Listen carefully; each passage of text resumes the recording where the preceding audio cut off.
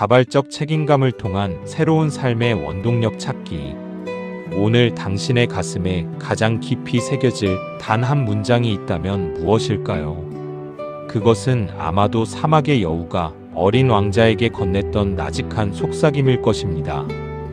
우리는 우리가 길들인 것에 대해 영원히 책임이 있습니다.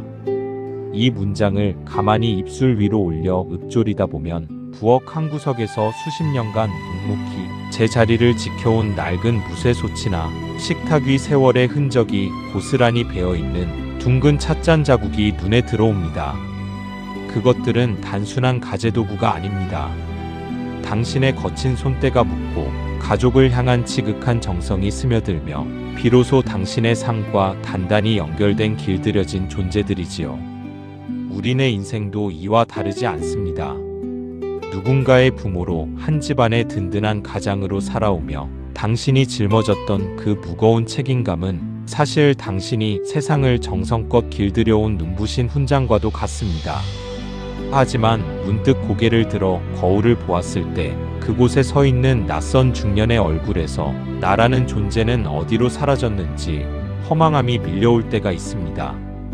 자녀들이 독립하고 일터에서의 소임이 마무리될 즈음 찾아오는 이 거대한 정적은 마치 사막 한가운데 불시착한 조종사의 고독과도 닮아있지요. 우리는 흔히 책임이라는 단어를 어깨를 짓누르는 굴레나 타의에 의한 희생으로만 여겨왔습니다. 나만 참으면 우리 가족이 편안하니까, 가장으로서 당연히 해야 할 일이니까라며 스스로를 다독여온 세월이 참으로 길었지요. 하지만 그렇게 쌓아온 헌신이 오직 억울한 희생으로만 기억될 때 우리 마음에는 치유하기 어려운 실존적 허무의 구멍이 뚫리고 맙니다. 생텍쥐페리가 사막에 불시착해 닷새 동안 죽음의 문턱을 넘나들며 느꼈던 막막함은 현대의 중장년층이 생애 후반기에서 마주하는 목적 상실의 고통과 그 결을 같이 합니다. 모래바람만이 가득한 사막에서 그는 무엇을 보았을까요? 그가 위태로운 비행을 멈추지 않았던 이유는 누군가의 강요가 아니었습니다. 인간에 대한 존중과 책임이라는 가치를 스스로 선택했기 때문입니다. 그에게 비행은 단순한 업무가 아니라 세상을 길들이고 그 가치를 수호하는 자발적 실천이었던 것이지요. 이 지점에서 우리는 조세희 작가가 통찰했던 바오밥 나무의 알레고리를 떠올려 보아야 합니다. 그것은 보이지 않는 미래의 위험, 즉 우리 내면에서 자라나는 폭력과 위선, 그리고 허무라는 씨앗을 경계하라는 외침입니다.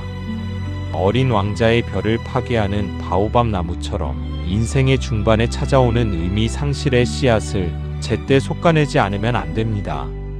그것은 금세 자라나 우리의 영혼을 집어삼키고 말 것입니다. 바오밥 나무를 조심하라는 외침은 단순히 아이들을 향한 경고가 아닙니다. 자신의 삶에 대한 자발적 책임감을 잃어버리고 방황하는 어른들을 향한 충고입니다. 우리가 무거운 삶의 무게를 억지 의무가 아닌 자발적 길들이기의 관점으로 재정의해야 하는 이유가 바로 여기에 있습니다. 어린 왕자가 만난 여우는 우리에게 길들임의 신비로운 비밀을 알려줍니다. 길들인다는 것은 관계를 맺는 것이고, 관계를 맺는다는 것은 서로에게 세상에 단 하나뿐인 존재가 된다는 뜻입니다. 당신이 지난 세월 바쳤던 그 무수한 시간은 단순히 소모된 것이 아닙니다.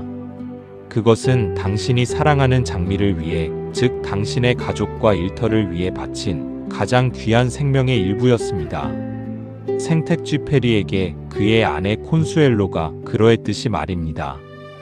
운명적으로 만난 두 사람은 15년 동안 168통의 편지를 주고받으며 고통스러운 사랑을 이어갔습니다.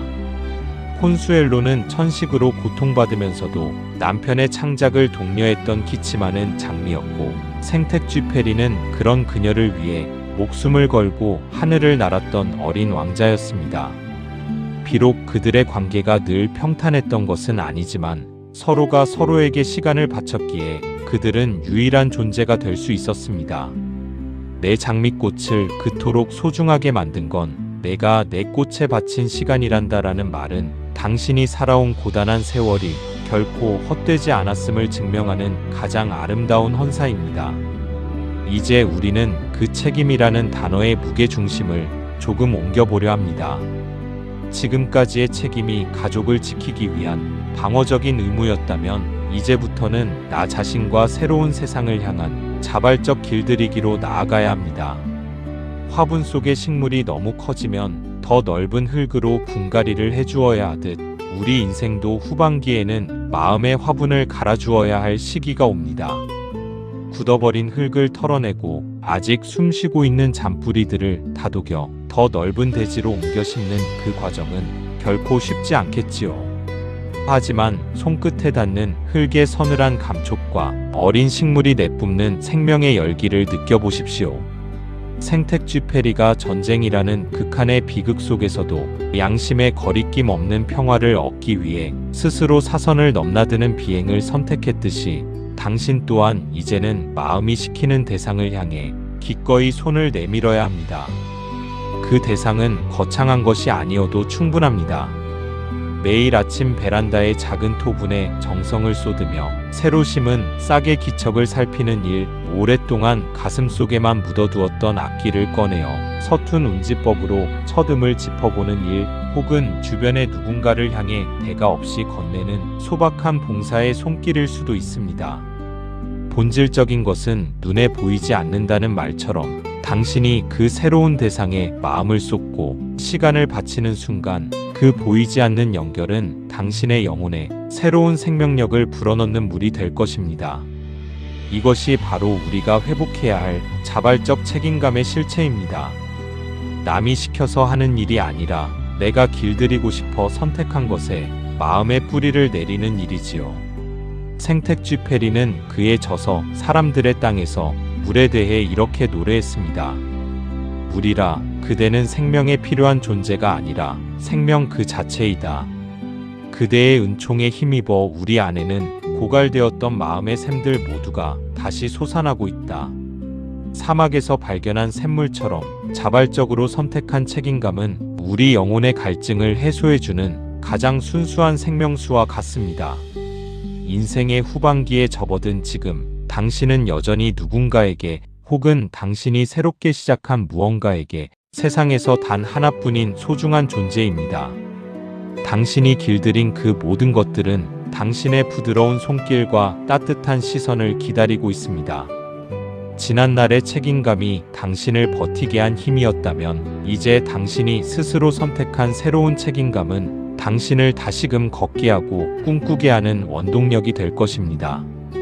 지난 1998년 마르세유 바다 깊은 곳에서 한 어부의 그물에 걸려 올라온 팔찌에는 그의 이름과 아내 콘수엘로의 이름이 나란히 새겨져 있었습니다. 그 팔찌는 그의 실종이 허무한 사라짐이 아니었음을, 그가 마지막 순간까지 자신이 길들인 존재를 가슴에 품고 있었음을 증명해 주었지요. 당신의 삶 또한 사랑과 책임이라는 고귀한 흔적들로 가득 채워져 이미 충분히 빛나고 있습니다. 이제 당신만의 장미를 다시 가꾸어 보십시오. 그 꽃은 오직 당신의 정성 어린 시간 속에서만 세상에서 가장 아름다운 향기를 피워낼 것입니다. 우리가 삶의 무게를 견디며 걸어온 길은 결코 외로운 소멸의 과정이 아닙니다. 오히려 그것은 나라는 존재를 완성해가는 숭고한 창조의 시간이었지요. 어린 왕자가 자신의 별로 돌아가기 위해 무거운 육체를 벗어 던졌을 때 생텍쥐페리는 그 순간을 발목에서 반짝이는 한 줄기 노란빛으로 묘사했습니다. 그것은 끝이 아니라 영원한 부활이자 비행사가 얻은 소중한 깨달음의 시작이었습니다.